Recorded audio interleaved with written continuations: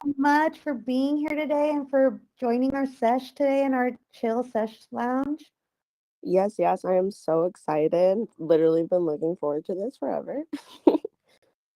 I'm so happy to hear that. What are you smoking on today? So, I have some Aries with me. Aries is it's a, I want to say it's, what's it called? I'm not yeah, I'm in the Midwest. I can't even talk right now. So, little nervous, but yes. So, it's called Aries, and I believe it's Girl Scout cookies. I don't remember. But Okay, yeah, you go with it.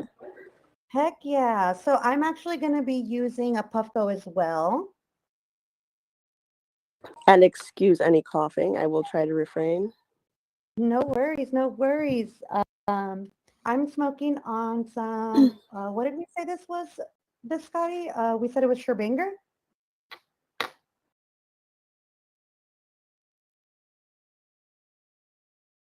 Is that from the Hidden Farms too? So this is actually by Community Cannabis, but if I had some, I would be smoking some Huckleberry Hill Farms. That's our favorite right now. You can see it on some of our tables here. Nice. But today I'm going to be taking a little dab with you since I know you like to dab a lot. I thought I would dab with you as well. Thank you.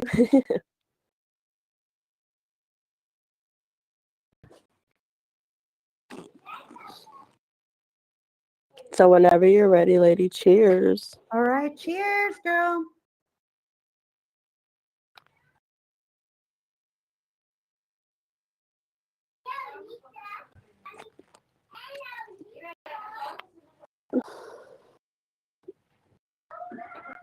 Woo, nice little dab. Yeah, I know, right? Ooh, hoo, hoo, hoo, hoo. Sorry, I did not want all the slurps and sounds around. No worries. I was actually right next to the mic, but I don't know if you guys could hear me. I couldn't. Woo, nice little dab. Well, again, thank you, Liz, for being here today. Thank you. For people who don't know Liz, can you tell us a little bit about who you are, your online persona, and why you love cannabis? Well, for those who don't know me, hello, my name is Liz. I also go by Lizard or Black Lotus. And I started smoking cannabis at a young age, not not 21, but I have been smoking legally in Illinois for maybe like 4 years now. I started off with my medical card, and now that it's legal now recreationally, I don't necessarily need it. However, it is a little beneficial if you do have your medical card in Illinois. Just a little Oh, cheaper. really? Hmm. Oh, really? So you get a little bit of a discount. Yeah, because tax out here is ridiculous. It's about 20% on certain products. Oh, wow. Yeah. I mean, it's pretty high out here in California as well. I believe it's um somewhere around there as well. To be honest with you, I don't even look at it because it's better to just not look at it. Yeah. At the end, you already know. You just have to add on a couple dollars. Yeah, you just have to pay for it, right? That's funny. Well, Yeah. since we touched about the fact that you're in Chicago, where cannabis has been legal for a couple years now, can you tell us a little bit about what the market is like in that area? Like, do you guys have a lot of retail shops? What's the selection like out there? Of course. So a lot of the shops that we have out here are bigger brands. So we have like a Sunnyside. We have this place called Rise. Not too many like local type shops coming up quite yet. However, within the past few that it has been legalized, we've seen bigger cultivators start off, but also a lot of local growers and places like that selling to these shops. So there's decent variety, maybe not as big of a variety as out there in Cali quite yet, but it's definitely up and coming. That's really cool to hear. It's really cool to see that there is some people in the community who are also trying to get in there and get into the legal market. Yeah, especially when it first became legalized out here, I was only going to a medical place for my cannabis, and that quickly turned to a recreational.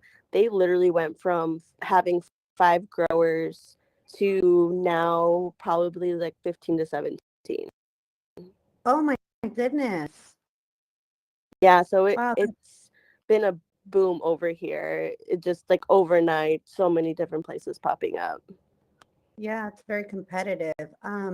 So since we're talking about shops and what you look for when you're shopping, like what are the type of products that you specifically look for? Or is there certain things that you look for when shopping that make one grower or one brand better than the other?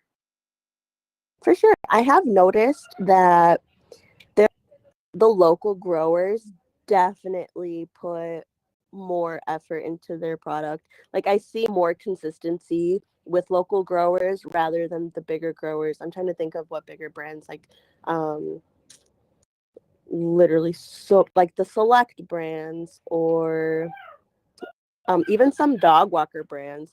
I know dog walker's not that big, but still so different from local growers. That's interesting. Why do you think that is? Like, do you think it's because local growers just have a little bit more pride in what they're growing?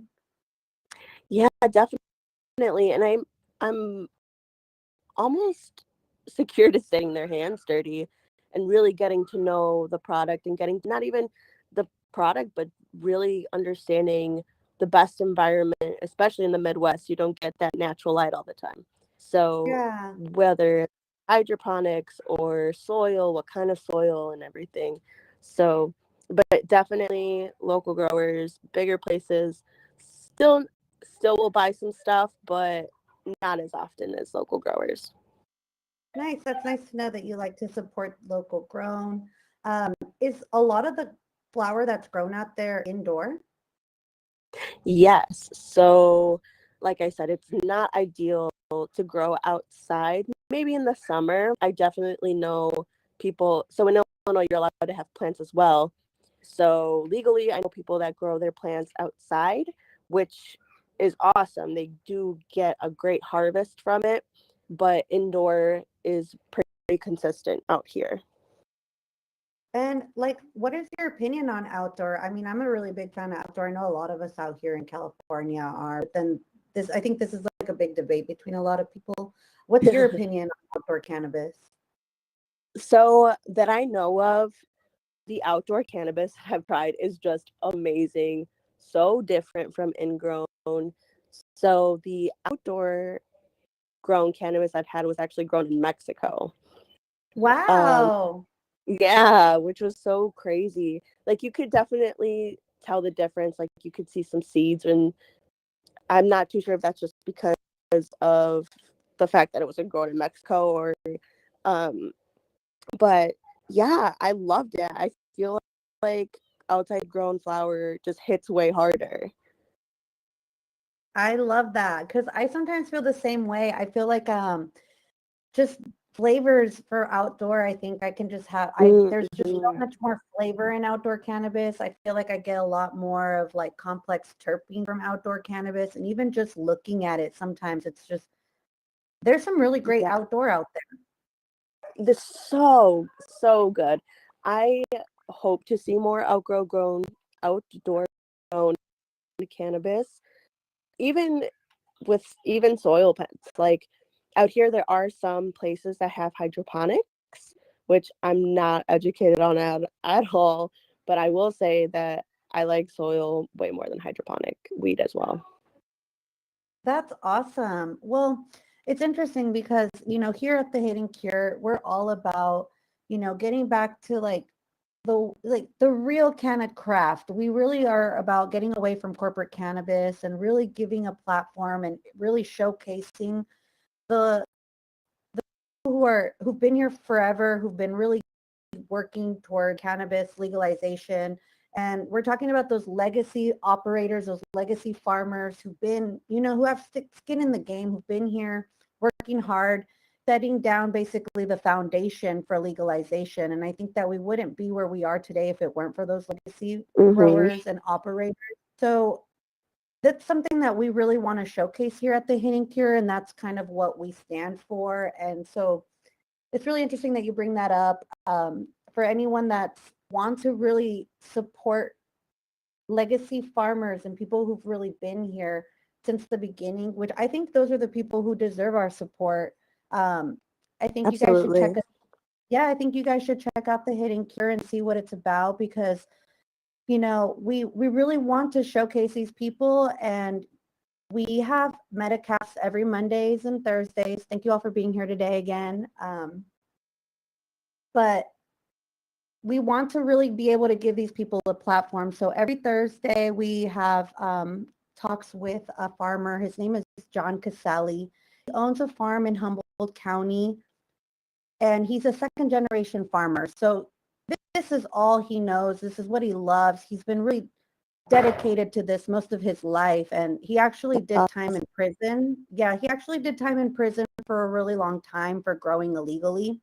And he's part of that. Yeah, he's part of kind of like that Emerald Triangle. So it's just really great to hear his story and to see how he's overcome these obstacles. And now he's back in the game. He's out here. So I think that we really want to give people that a platform and really show people, let's get back to the roots of what cannabis used to be. I think that, as crazy it is to say this, or maybe it sounds a little bit vulgar, but it's kind of like, fuck corporate cannabis. Like, these people, honestly, sometimes like I feel like these people don't deserve all of the like rep and the credit that they get. Like, everybody's out here walking around in cookies, everybody's walking around and like Connected Alien Labs merch and stuff like that. But I think that the true people we should be committing all of this like love and support for should be the farmers, the people, the operators who've been here from the very beginning working hard. And that's a little bit of what we're really trying to promote here at the Hidden Cure. So it's great to hear that you're all about, giving these like original people from the original growers, and giving people who are local an opportunity and wanting to purchase their flower, because as consumers, I think it's very important to, what's the saying, like, put your money where your mouth is. Yeah. And I think that, go ahead. So I was just going to touch on the point where you were saying like how cookies is like such a big brand out there and everything. So when I was out there, I did go to the cookies, and I'll tell you, I was almost scared to buy some of their flour. Really? Yeah, because so they have some top shelf flour that it literally looks like a science experiment. There's some flour that looks like it has dabs inside of it. I'm not too, like I said, not educated at all, but I was very hesitant on buying some of those products. That's interesting. Are we talking like maybe like moon rocks? I have seen moon rocks, but I don't think it was moon rocks. It all the just the outside, it just literally looked like there was just a chunk of dabs just attached to the flour. It was crazy. Like it was rolled in dabs. Like it was literally rolled in like. Yeah, it was insane. Wow. Okay. Yeah. So I've never even seen that before. That's wild. But it just comes to show that like there's just so much out there, and I think that sometimes some of this stuff is popping up so fast. These genetics are being split so quickly. I think that we're losing what like cannabis really used to be, like the old school like way of cannabis. I don't know if that makes sense or if you understand what I'm saying, but like, Oh, of course. I mean, like just those classic strains like Acapulco Gold and Pineapple Express. They're just so like you can't find a pure strain. They're all hybrids too. exactly. And so the cool thing is, like the grower that we're working with, John, he's got his like specific genetics. I believe he only grows about 6 of them on his farm. And 2 of these strains are the original strains that his mother grew when he was growing up. That's awesome. Right? Isn't that really cool? So he's got one strain that's actually, he named it after his mom, and that's actually mom's weed. And that's a strain that's really specific to him. And then he has another cultivar that's really popular. It's called Whitethorn Rose. And this was a cross with mom. It was a cross of mom's weed. And I believe it was like a Skittles or something else there. But yeah, they're just the original cultivars that he had with his mom. And he's just developed a couple more since then. But overall, it's just keeping about those genetics like true to what they really were and keeping, his growth consistent. And it's just been really cool to learn about that with him. So if that's something you're interested in, you should totally check out our Thursdays podcast. Oh yeah. I mean, like in general, kind of going back to our original point here was what do we look for when we go look for stuff? I do look for a story or even women cultivators or people that have majority women or hire or work with a Last Prisoner project that helps pull people out from incarceration that are in for cannabis. So this is perfect. I love that. Thank you. Thank you for having me already. Oh, of course, of course. And you touched on a lot of these things like, women owned and telling a story, people who've really worked hard for this, or even, people who give back, like the Last Prisoner Project. These are all really great things that you've talked about that are really important to the Hidden Cure as well. So I'm really glad that we're connecting on this and aligning on this, because that's definitely what we stand for and what we really want to put out there for everyone.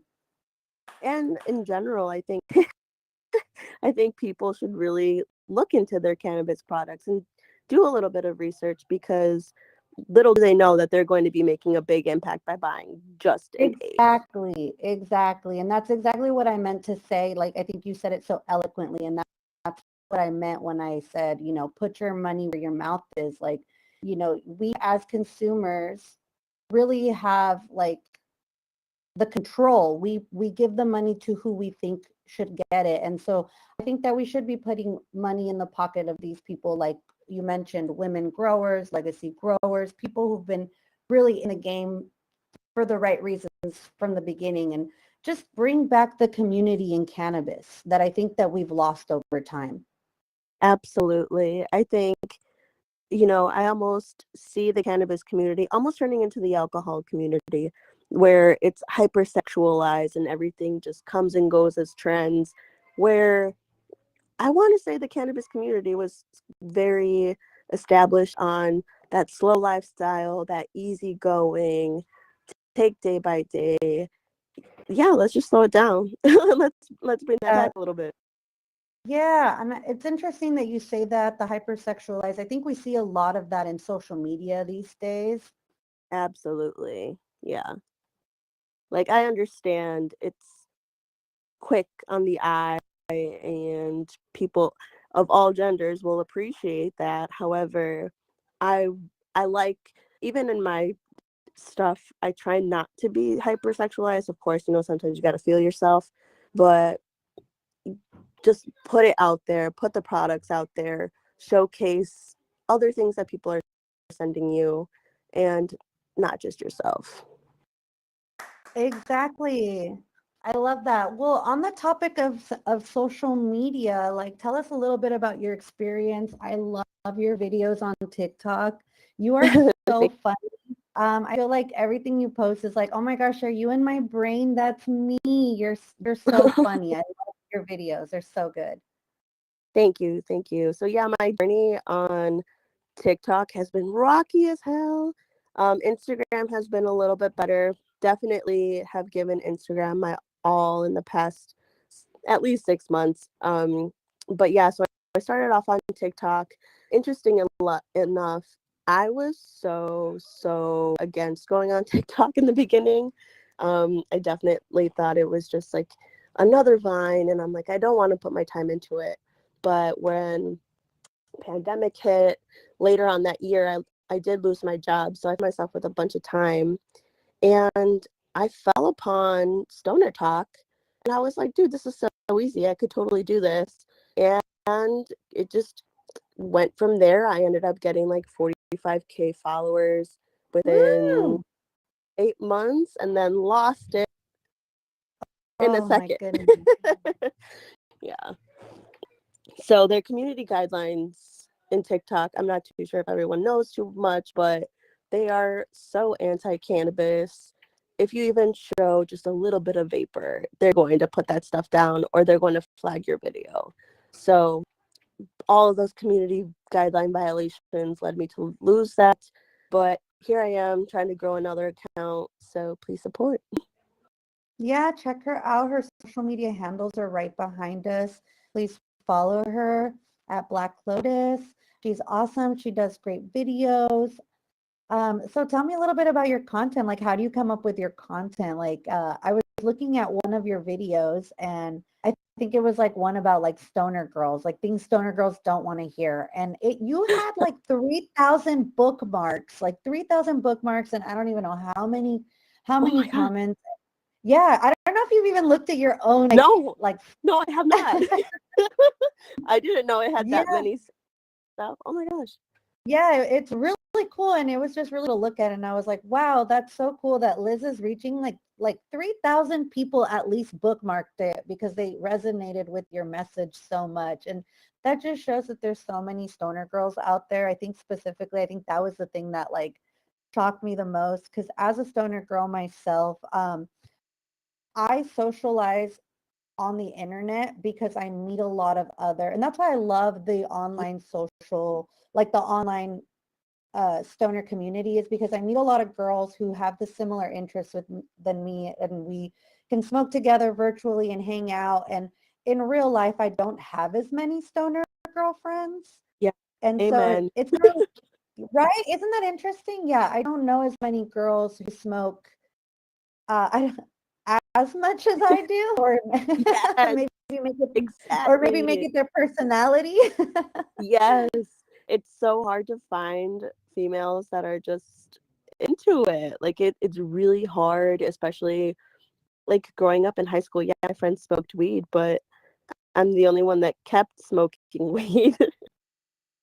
I think there's a little bit of a stigma, and I think I mean, cannabis has always had a stigma, but I think specifically with women, I think the stigma is a little bit more intense. I think some people might think that smoking is not ladylike, or, they don't want people to know that they smoke. They kind of hide their cannabis use.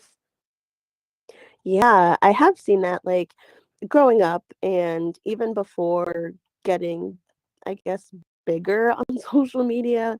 I was one of those that was like, yeah, I probably shouldn't advertise this. And a lot too, I found that because of my job, I was hiding it a lot. But now that I'm back in corporate America, I still have my socials and everything because they they can't do anything about it. Realistically, it's my personal life. It's legal. I can do what I want. And I think more women, people in general, just need to brace that. Like that whole don't care. This is my life. I'm gonna do me. I love that. Is that kind of why you share and you continue to share your cannabis use on social media? I there are actually kind of a ton of reasons why I like to do it. One of the main ones is you don't see people that look like us that are Latinas and that are heavy smokers with because as 100%. being a Latina, there's just a giant stigma in general, but against cannabis. And again, that whole not ladylike thing. So if I felt like, I am seeing a lot of these things, let me switch it up. Let me give people something else to look at.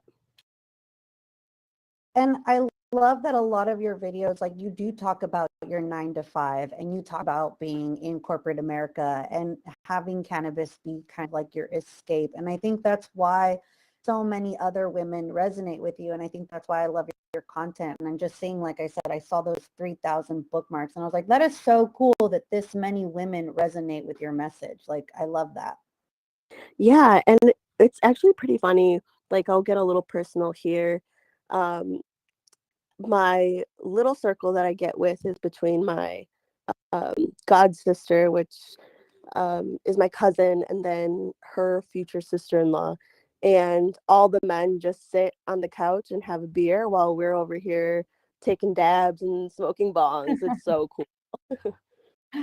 That's awesome. And I think that it's just like a really nice way to relax. And I think it's great that we are out here sharing our experiences and breaking the stigma. And like you said, as two Latina women, I think that not a lot of people see people like us who Hmm. consume. I know for me, I can talk from my experiences as a Latina woman.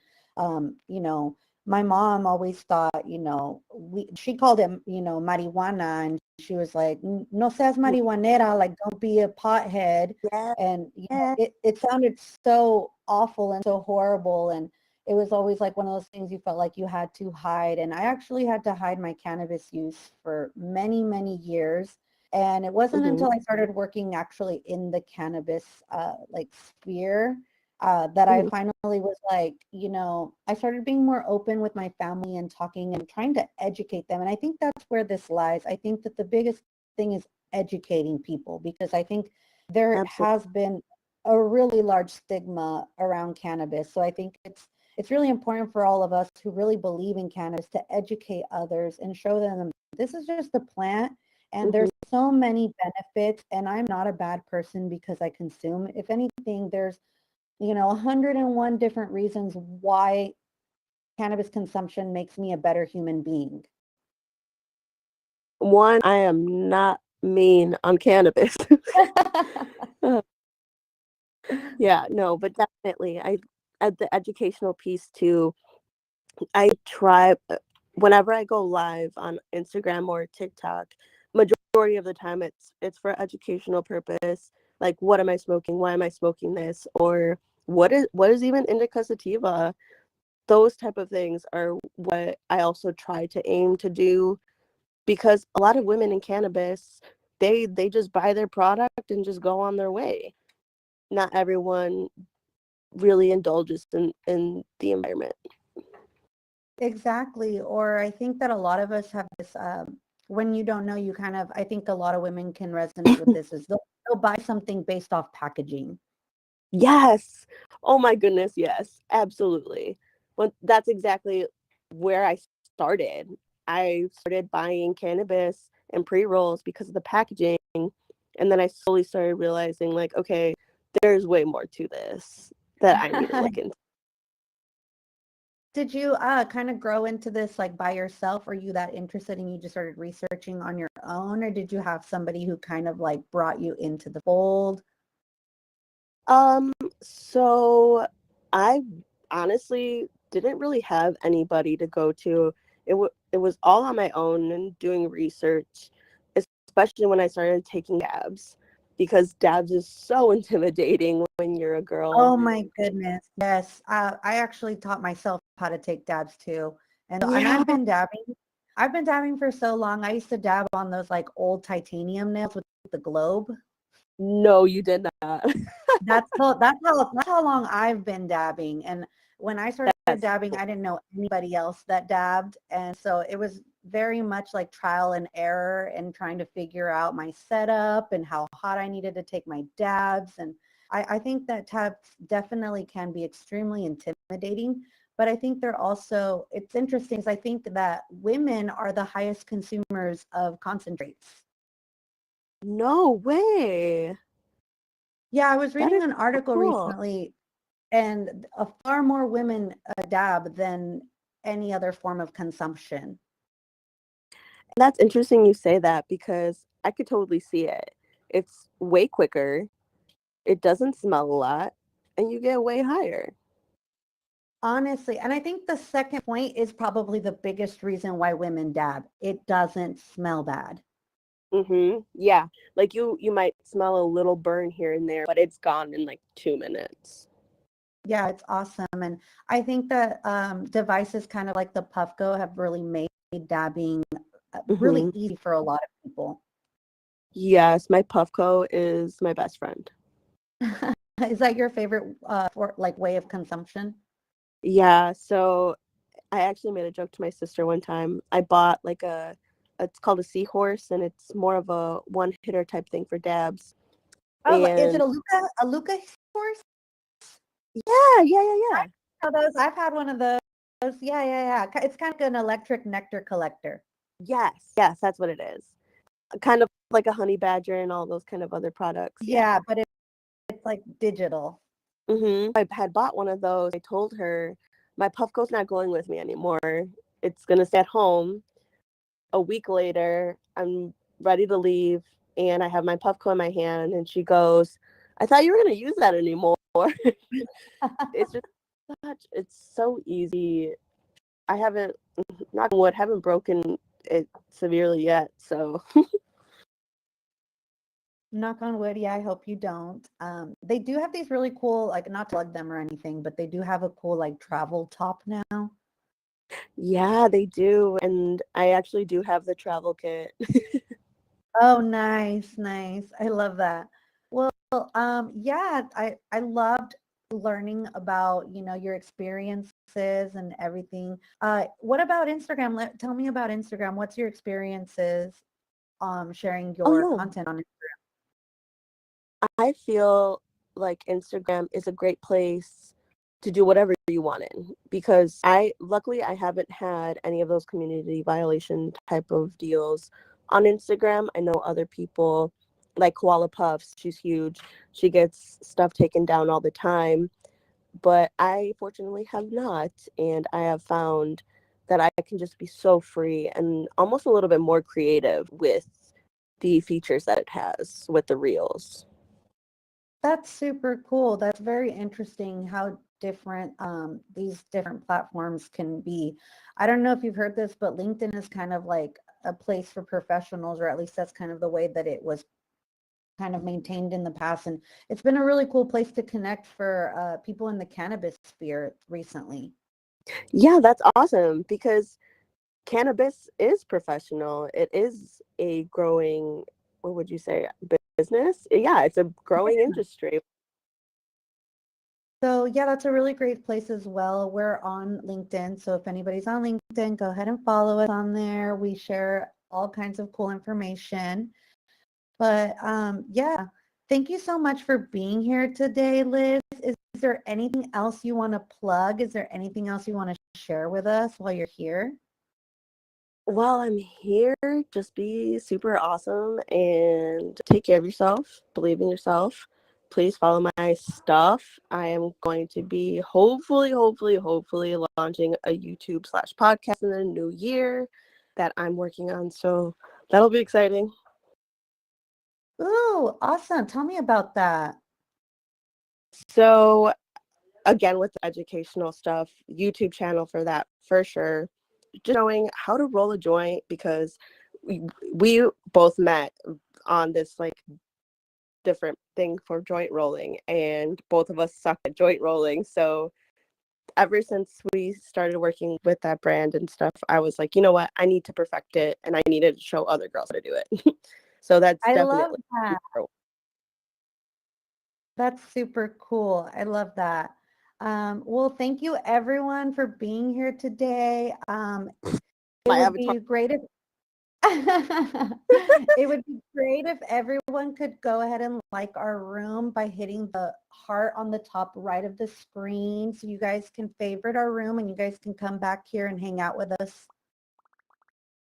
Liz is hanging out inside of the couch. That's how you know how high I am.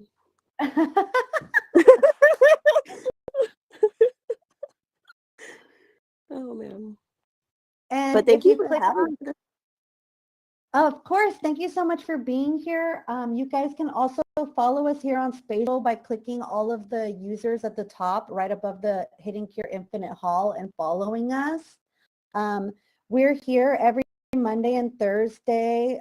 We have podcasts with different people. We want to connect, influencers, regular people who are, connoisseurs, brands and farmers all in this digital space. And we're always in here creating. If there's, if you guys have any questions, like this is your time.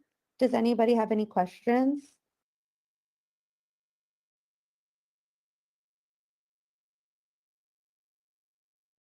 Okay, cool. Well, if you guys, Oh well. okay, cool. But you guys can follow us on our socials. You guys can see them back here behind us. It would be great if you guys gave us a follow. We're always sharing all of our different Metacasts, and you can also check us out on YouTube and stream all of our past episodes. This episode will go live a little, well, I think it's live already, and then we'll also have like an edited version that you guys can check out. Yay! But thank you again all for being here. Woo! Friends. Love the move.